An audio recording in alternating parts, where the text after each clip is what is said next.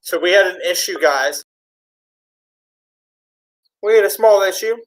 We're not sure what that issue is. We're in the process of diagnosing that.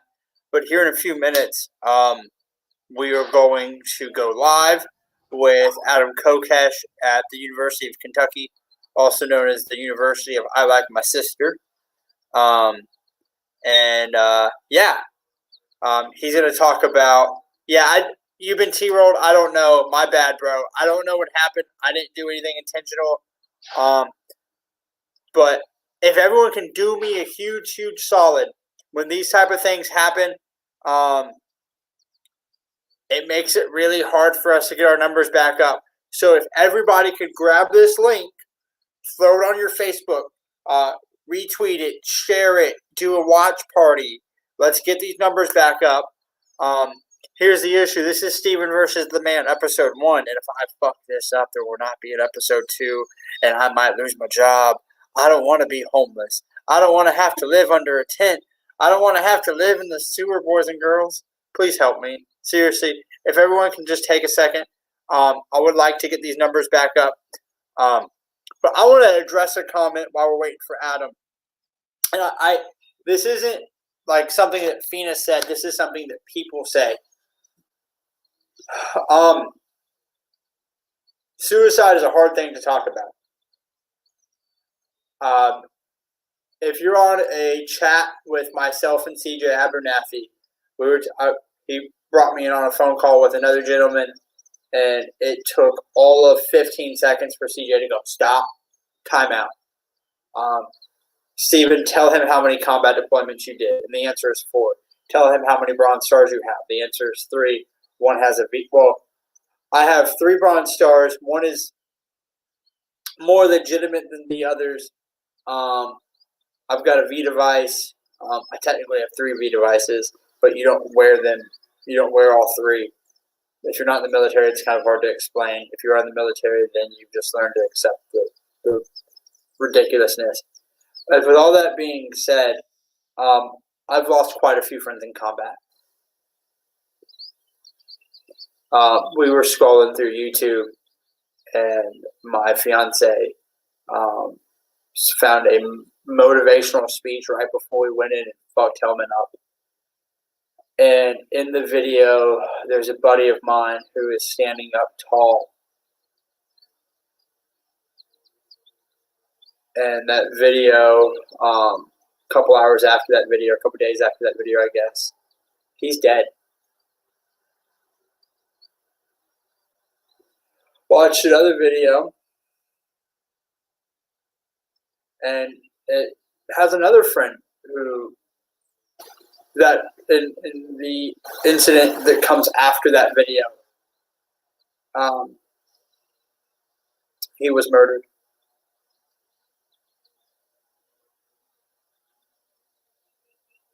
And there's other stories that are of friends that I've thrown onto choppers, and a couple hours later, like, I physically picked them up and put them on the helicopter. Hey, Fina. And hey, Steven. And I have physically put them on helicopters myself.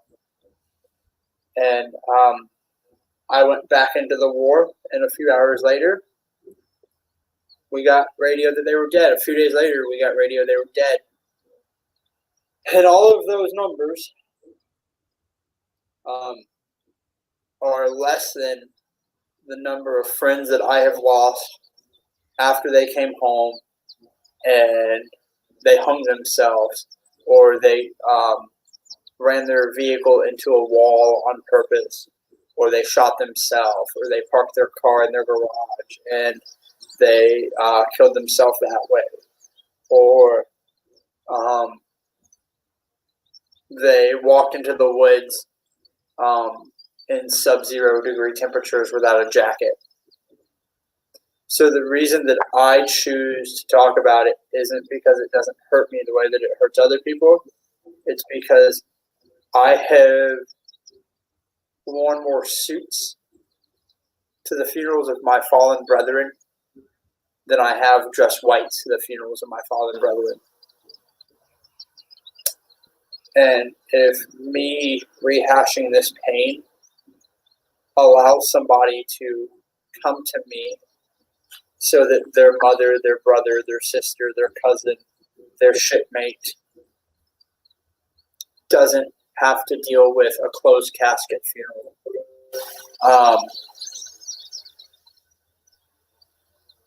I will inflict that pain upon myself. I will bear that burden myself. And that is what Homefront Battle Buddies is for. Homefront Battle Buddies is a mechanism that a handful of liberty-minded veterans have incorporated into our fight to save our shipmates, to save our comrades, to save our brethren. It is not something that I use to collect a paycheck. Yes, I am paid a monetary salary because I'm the one doing all the legal paperwork. And yes, your donations might end up in my pocket at a very low amount. We are using this money to get government permission to keep our brothers from putting a gun in their mouth. We're using this money, and I understand that if that nomenclature, if that phraseology upsets you, but I want to reach out to those that are in thought of taking their life, and I want them to understand that I got a phone call from a lady and said, "Hey, have you seen my son?" I said, "No." She goes, "I'm at his apartment and I don't want to go in." And she said that it smelled outside. And I went in through a window.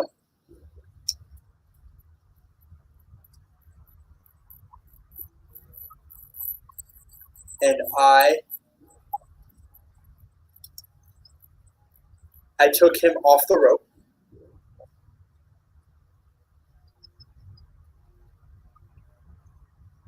And I put him on his couch.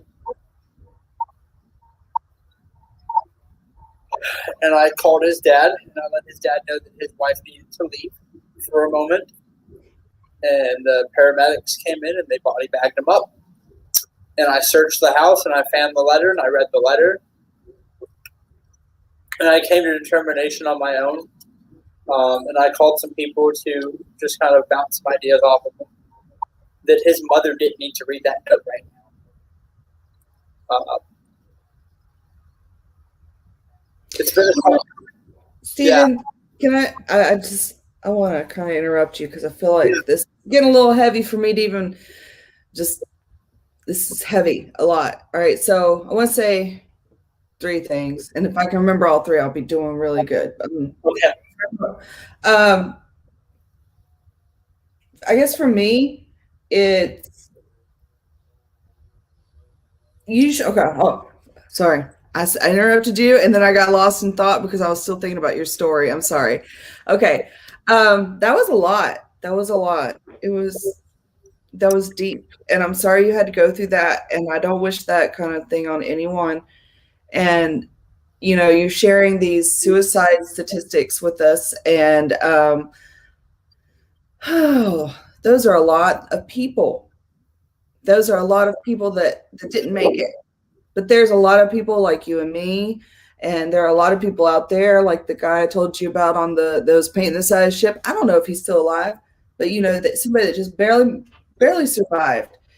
And I don't think you should think of it as people donating directly into your pockets for your assistance for Homefront Battle Buddies, because it's 2021 and I'm sorry, but I have not paid someone to be my friend as a counselor in ever.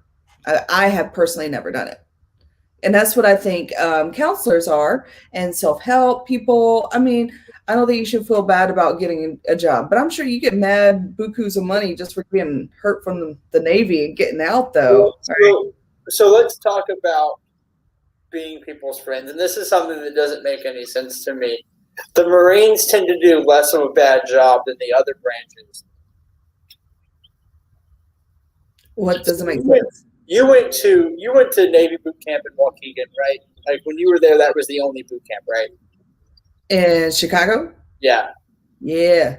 It's Waukegan. Stop saying you didn't go to Chirac. You went to I was in a boot camp. I was in the Navy up there, and I was there for a long time, my friend.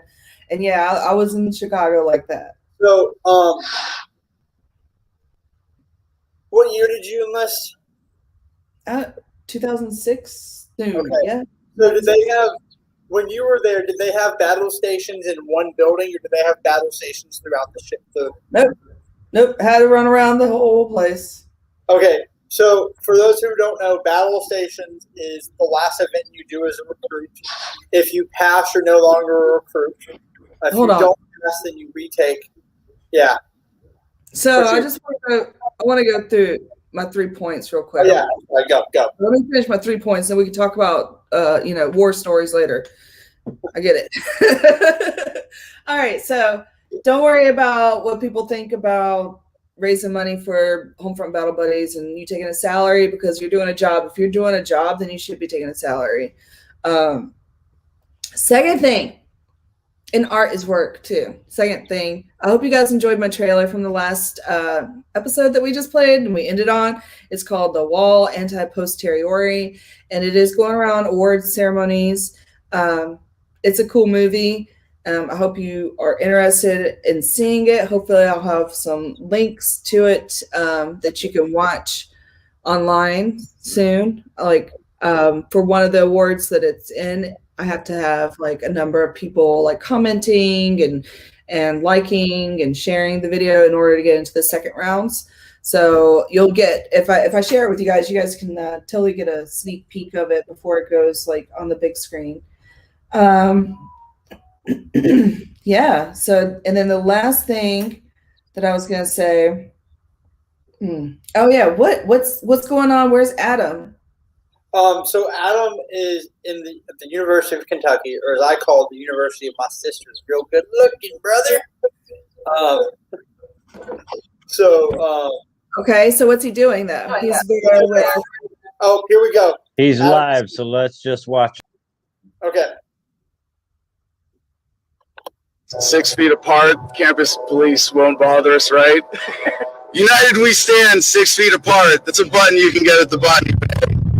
So thanks to Charles Alder, of course, for putting this together, but I also have to point out Professor Robert Lauder here of the Pharmaceutical Sciences Department at the University of Kentucky. Imagine that, someone involved with pharmaceuticals for freedom of speech right now. That's not what you would normally expect, right? And of course, James and Randall with Liberty. Oh, are they coming for us already? Shit. Alright,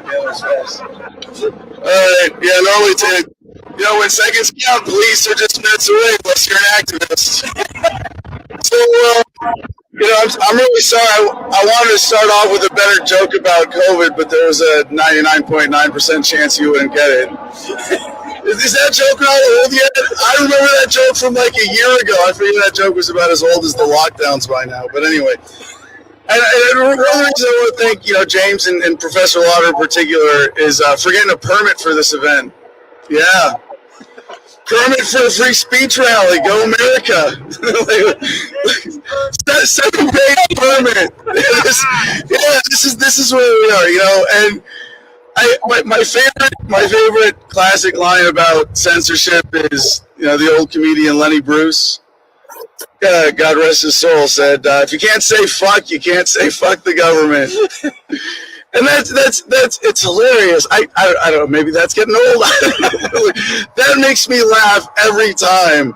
But like right now, think about pharmaceuticals. Like I do a daily podcast, right? I'm on the air 2 hours a day, 5 days a week. I got a great crew at home and around the country who are filling in for me this morning.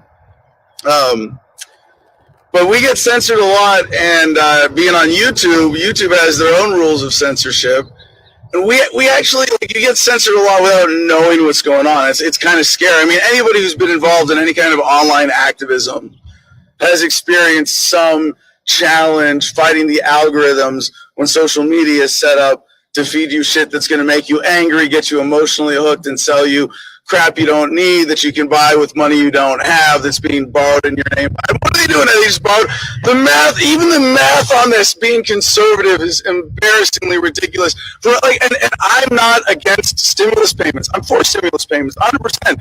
If they're going to borrow $20,000 in your name and essentially steal it from you and your kids, at least, like, you know, give a little bit back for your $1,400 for having $20,000 stolen in your name. It's better than kicking the balls, I guess, which is, like when you go and you would expect you get like a receipt from government, but if they did, you'd have a revolution, right? I mean, look at this. We have police right here patrolling. The whole thing about the police state being flipped on its head is driven by this control-driven paradigm in society, where police don't even provide services. They don't respond to crimes. Like, when seconds count, police are 2 minutes away. They patrol, they actively look, because the job is not to protect and serve, it's to control. It's to serve their masters, it's to serve who pays them, it's to serve the authorities, it's to serve the government. What's the purpose of government?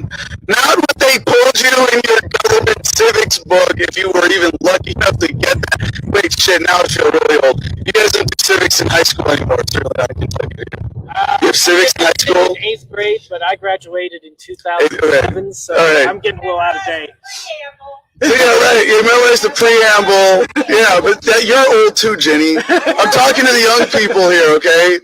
They don't give it to you, Caleb. But yeah, they don't teach that. They don't teach like how government works in government-sponsored schools because they don't want you to know. They don't even have to censor the important stuff. They just conveniently leave it out of the curricula. So I told you I want to tell a little story about masks. Is what's being censored today? What do we actually?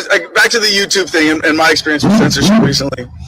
Is that it's been about misleading medical information. That's their excuse now. And that's kind of scary because they are the arbiters of truth. They are the ultimate authority. When they can say what you are saying online has to be censored because it's not true.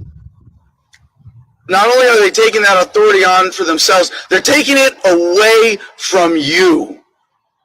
You're too dumb. You're a fucking child. We need to control what's on TV in front of you. We need parental controls for all the adults in America. That's what censorship is today.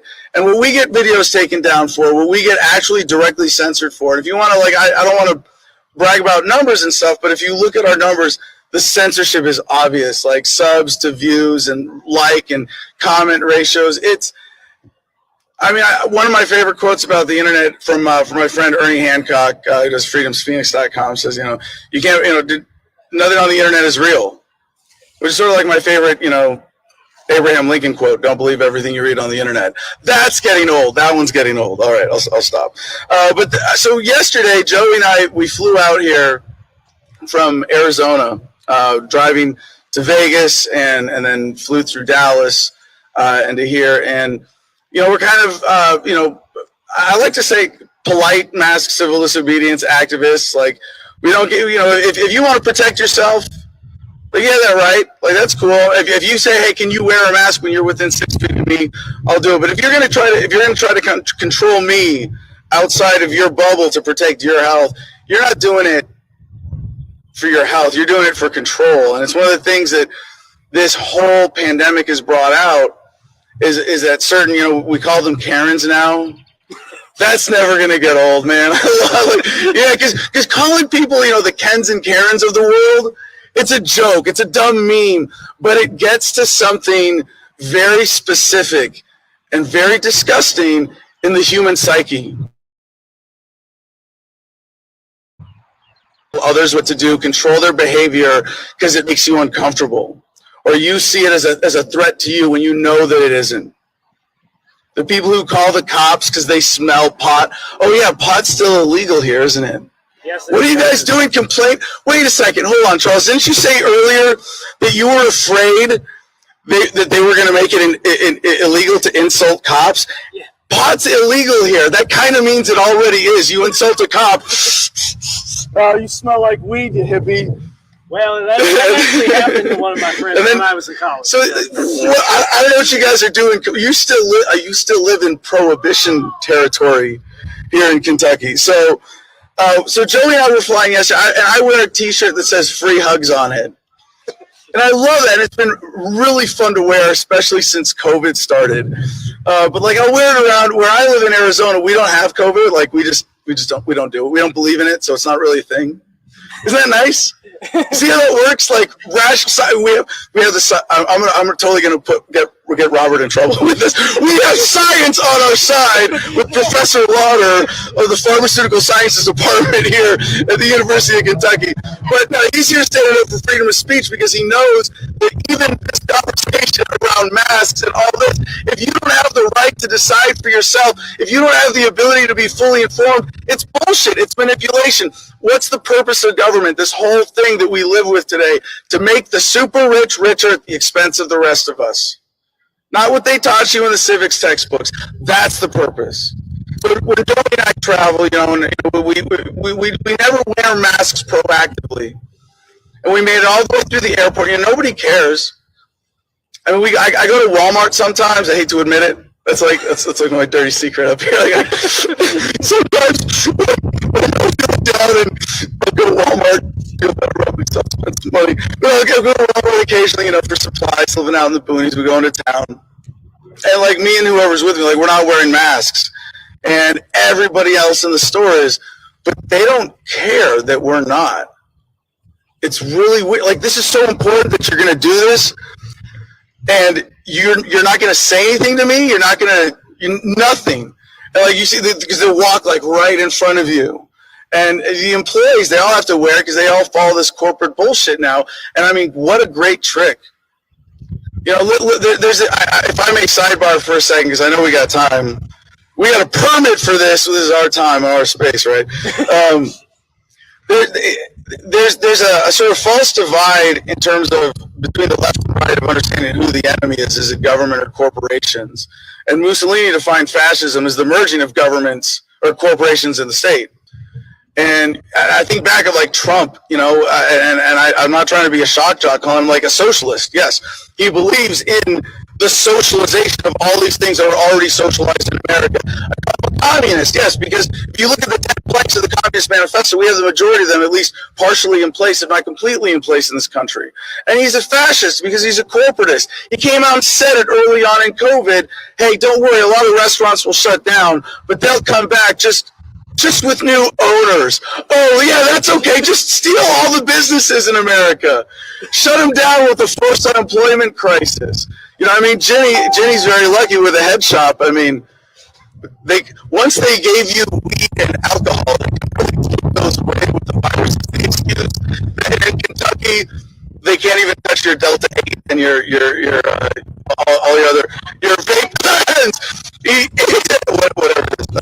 But the things you do to do the stuff, the things you buy to get the things to do the stuff, yeah, at the Body Bay. So there's this false divide where liberals and conservatives go, is government the enemy or is our corporations the enemy? And the answer is yes. And they protect each other, they work together, they protect the center of the racket that is the central banks, the fiat currency system, and they're happy to let the drug war racket go right now.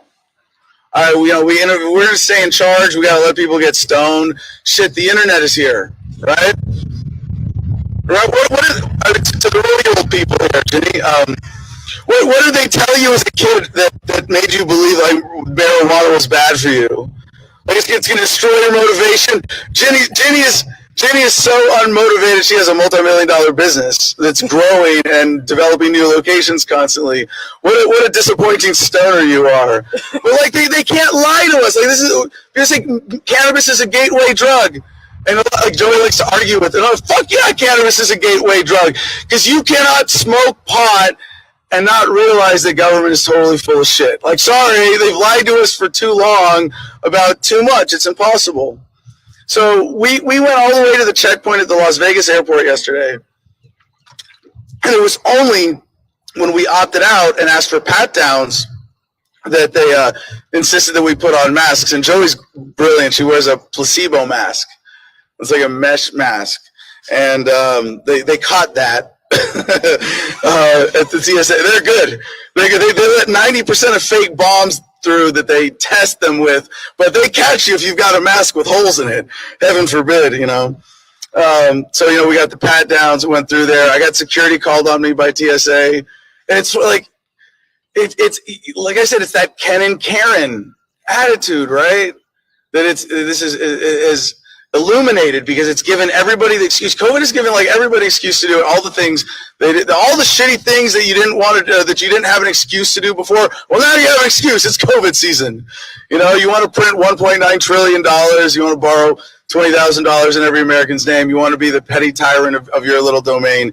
You can do that. And so TSA, you know, gets on the radio. Oh, we have a domain who seems to be refusing to wear his mask. You don't recognize medical exemptions here because I'm sane and wearing a mask is stupid, and so being sane is my medical condition that leads me to be required to not wear a mask because this is just bullshit, you know.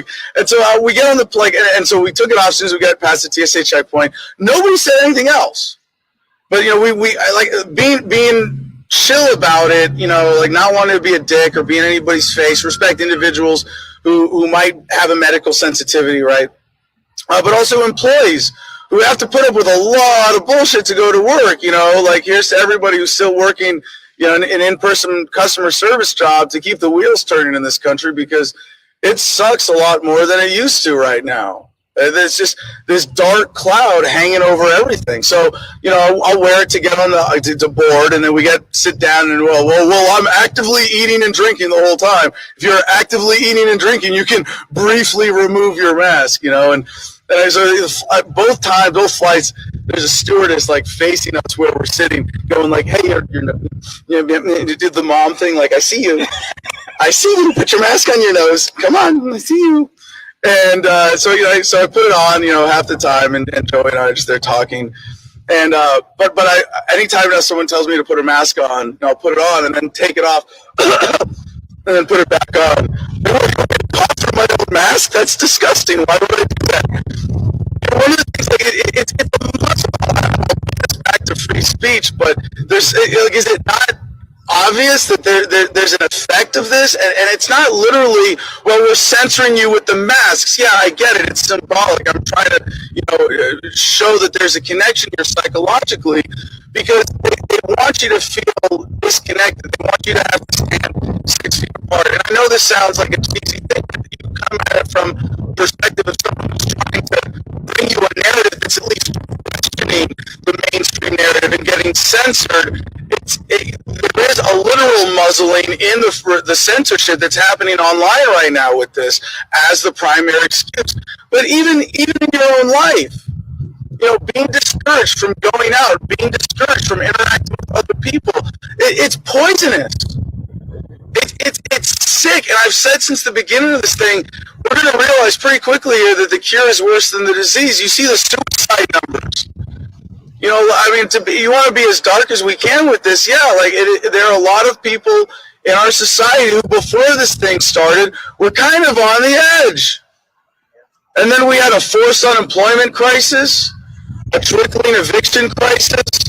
I mean, you go on and on with all of the ripple effects from this thing, and you go, man, yeah, no wonder there's so many people feeling desperate. You see what it does for sex trafficking and sex crimes. And even on the pettiest of levels, like I really value just being like going out into town. Like I live in super country Ashford. I live down 3 miles of private dirt road where I had to build the last quarter mile, and you know I named it Mug Road, of course. So out there, COVID's not a thing. People like tourists come through town and we make fun of them, like for wearing masks at the gas station. You know, I mean, we're not mean about it. You know, being polite and friendly and all that, like good Arizona mountain hillbillies out there we are.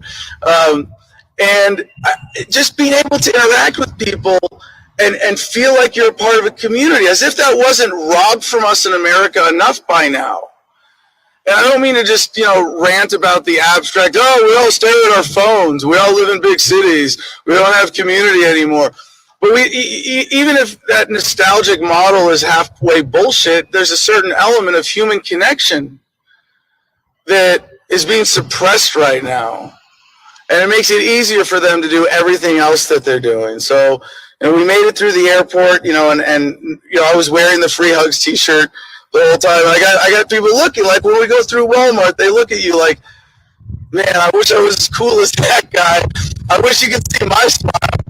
I felt for all this and maybe people just need some time to catch up. I'm still optimistic.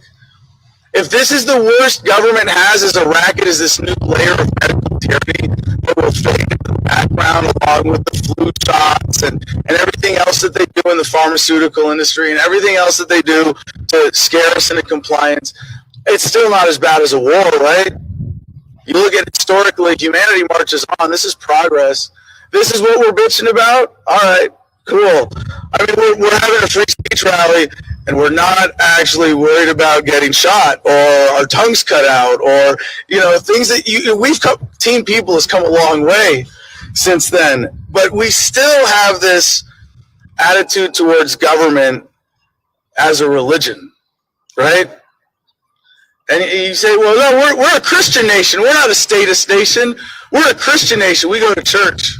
Some of us go to synagogues. Some of us go to mosques. Some of us worship in our own ways.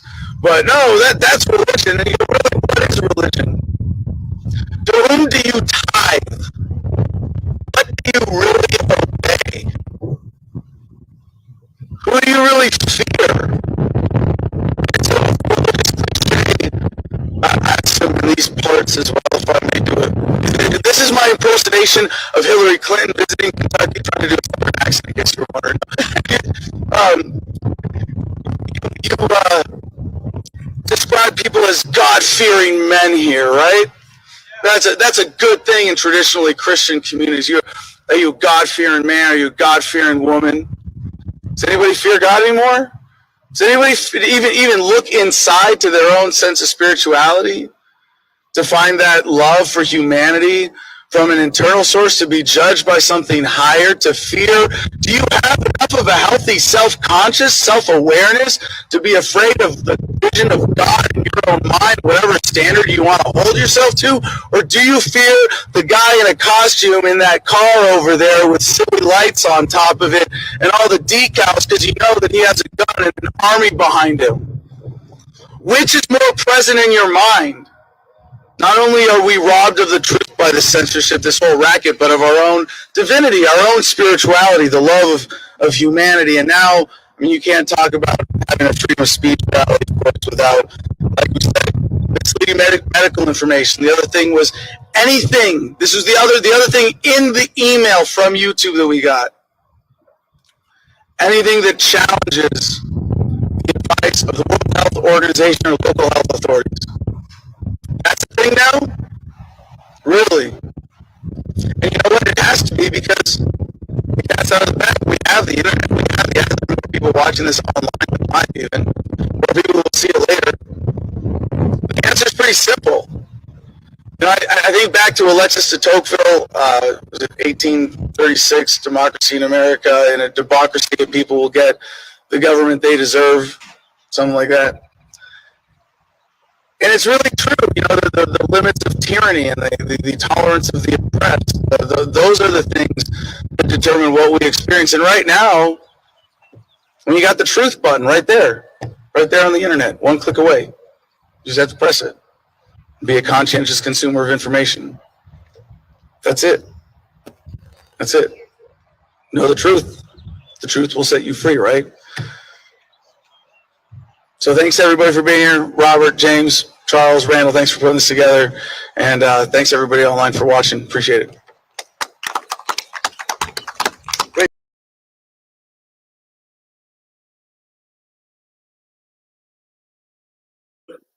Okay. Damn. My mic was muted. Fiona, your mic is muted, so I see your lips moving. Your lips are moving. No. My lips are moving, but you can't hear what I'm saying? Yeah. Yeah, buddy. That was good. That was a lot. That was a lot. It occurs to me that the more that I talk and the more that I listen to people and the more that I engage in libertarian viewpoints, it's really hard to be libertarian minded in one aspect. Mm-hmm. If you're libertarian minded in one aspect, you naturally, as time progresses, you fall into libertarian mindset of all aspects. For me, it started with guns. I feel like you should have the right to own whatever firearms you want. And when I say that, what I mean is if you can afford a battleship, I'm your friend. We're friends. No, if you can afford it, you can own it. And we look at the modern life of an American, and even the freest among us that we portray as being heroes are only doing so because they don't wear a piece of paper over their face. Well, you got to have a reason. You got to have a reason. That's one thing I've learned in life. Someone told me my pursuit for power, because some of you guys don't know, maybe you do know that I ran for office out here in Hawaii. I'll run again. I'll be up in 2022. I didn't win this time, but I got a pretty good amount of the vote, more than most people. And I was told by someone really smart and very wise, you need to have a reason. You need to have a goal when you're searching for power and things like that, like when you're going for it. And I have a goal. My goal is to see that plea bargains are deemed unconstitutional. I have a brother in jail that took a bad plea bargain. There's over 97% of the people that are in jail right now that are in there for a plea bargain. And what about minimum sentences? Injustice, according to the Constitution. They lose their chance for appeals. They lose their chance for any kind of trial by jury. You know, these are things that were that were like important. Most important about the Constitution was the criminal justice system. That was the first thing that they like put in there, was about the criminal justice system. And I know Adam is not big on the Constitution. He likes his Articles of Federation, but I like the idea of protecting people that are being chased by the man. You know, people that are being at the hand of the man, the wrong hand of the man.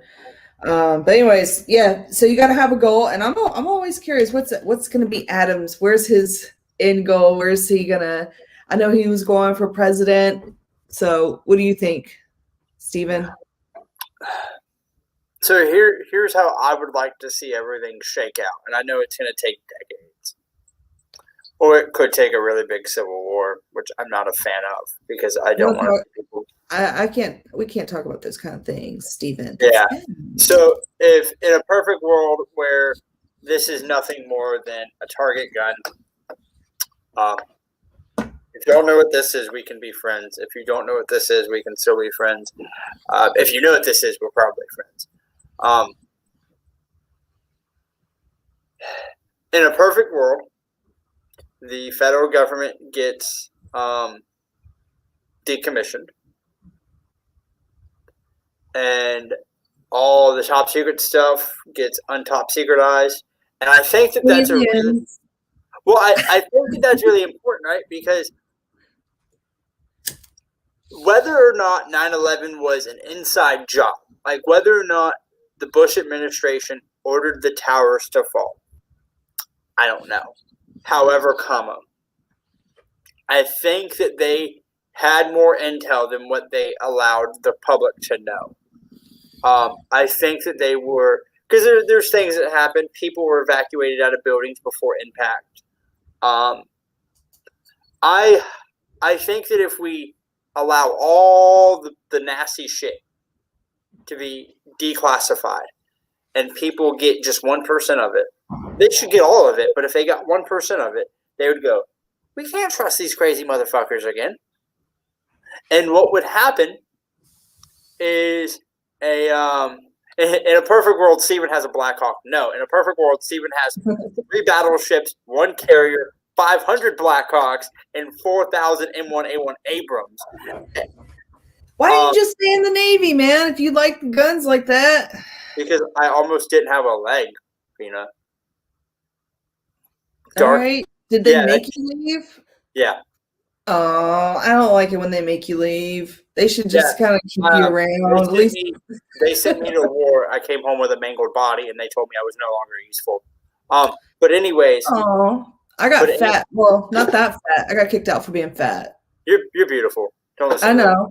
But anyways, when you guys see me, you're gonna be like, she's not fat. She's probably big bone, kind of like muscly like, but you know. I'm gonna call this guns and weed. There we go. So the way that I would like to see this go is all federal government entities just go away. And then the state governments slowly, well, not slowly, but they lose power, maybe not overnight. And then it goes down to the county level. And then I believe in Dunbar's number of 150 people that we can truly know.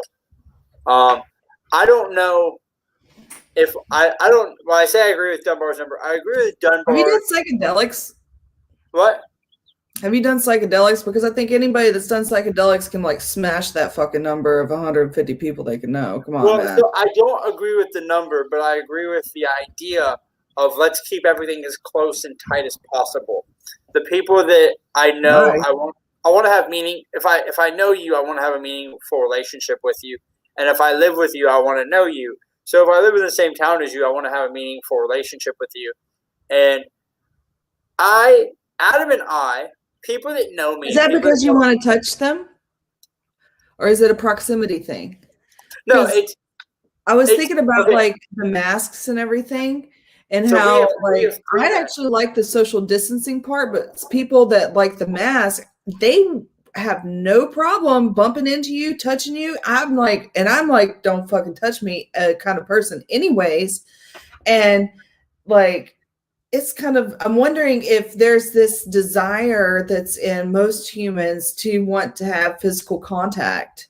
No. So here's my thing. And we've got 3 minutes. So in 2 minutes, Jim is going to kick me off. He's going to do promos. He did promos already. Well, he's going to do another set of promos. Well, not for this segment. Not for this segment, though. Hold on. And then Mercedes is going to do the contest winner. And then you, Fina, are going to close this shop down. And you're going to say the last words. And then you're going to, as soon as you're done, I'm going to exit the showdown.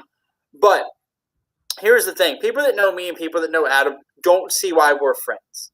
Because I'm a relatively conservative individual I'm a very conservative individual who goes to church every time the doors are open.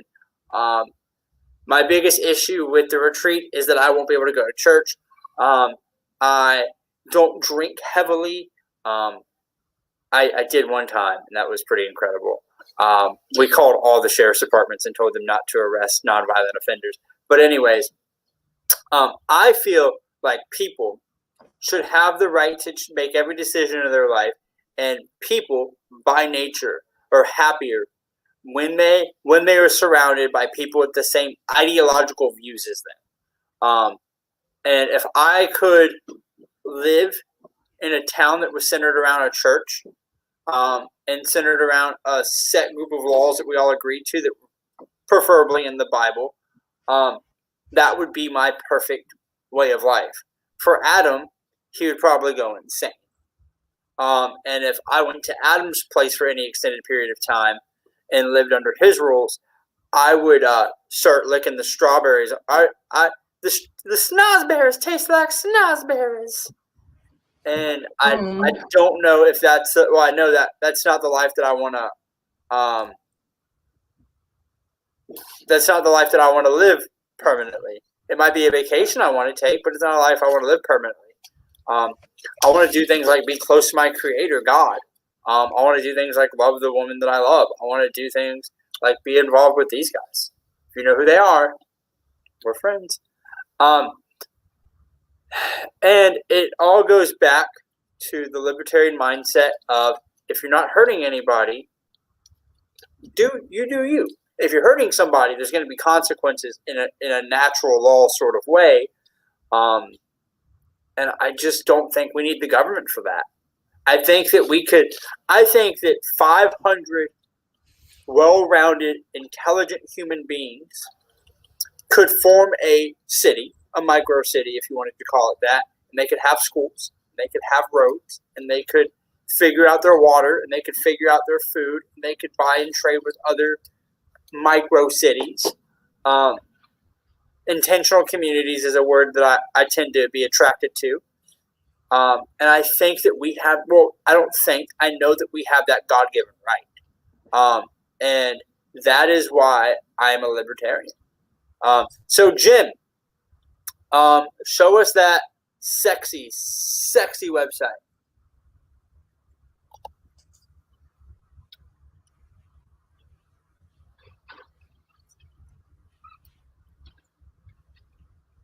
Oh, I thought you were going to do promos since you were just called for the website there.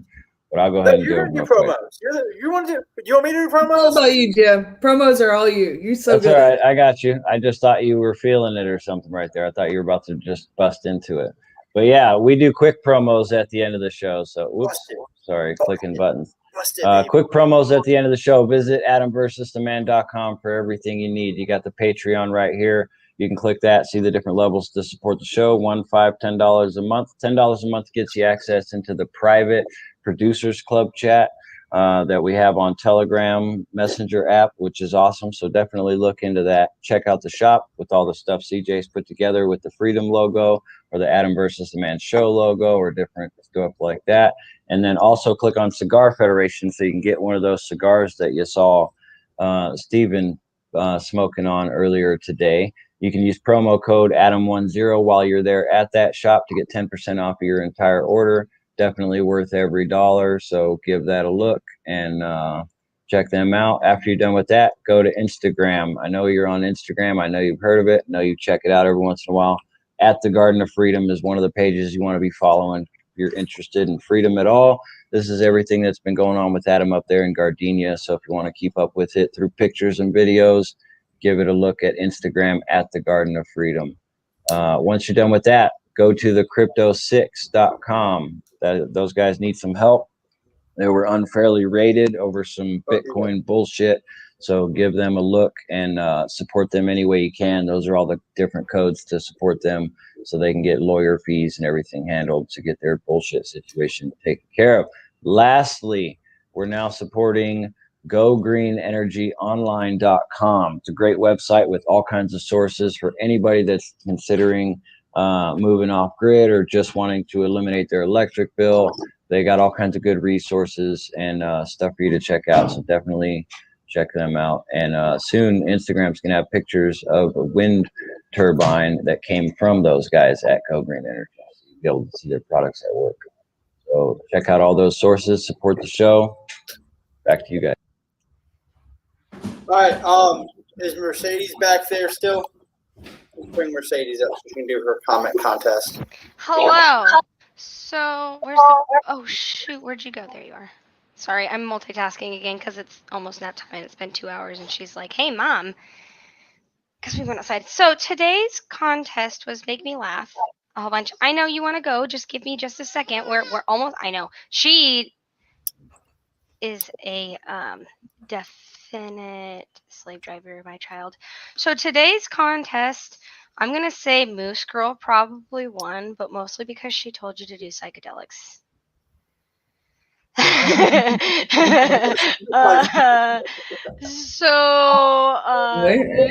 Oh, here, let me show you. Where is it? Psychedelics, yeah, baby. Yes. They would probably help a lot. So, and then I was going to say the second place one would be this one, but the two reasons though. One, he's already in the producers club. So, sorry. Two, it's not that he has a Black Hawk. He wants to be a Black Hawk. Okay. Yeah, so, Time out. Let's explain this. In Georgia, come July 1st, you can pick whatever you want to do for your identity on your license. So you can identify as male, female, whatever. There's a lady who has already announced that she's going to identify as a butterfly. So they have to take her to the zoo place when she gets arrested.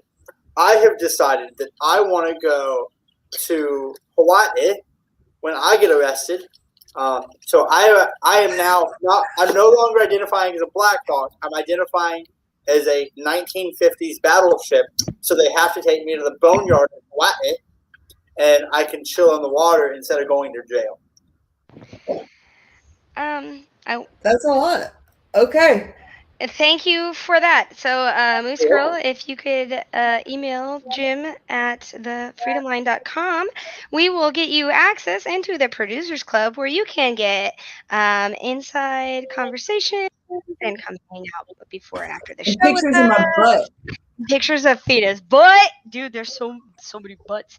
And I'm gonna plug my OnlyFans because I can. You'll have access to know what that's called. If you're in the Producers Club, because I forced everybody to know about it. I don't like it's okay. Bye.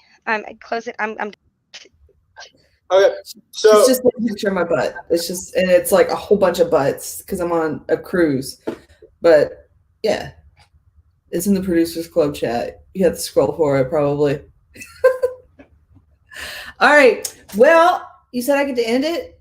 Do I get to end it now? Okay. All right, everyone. Peace, love, and be excellent to each other. Mwah.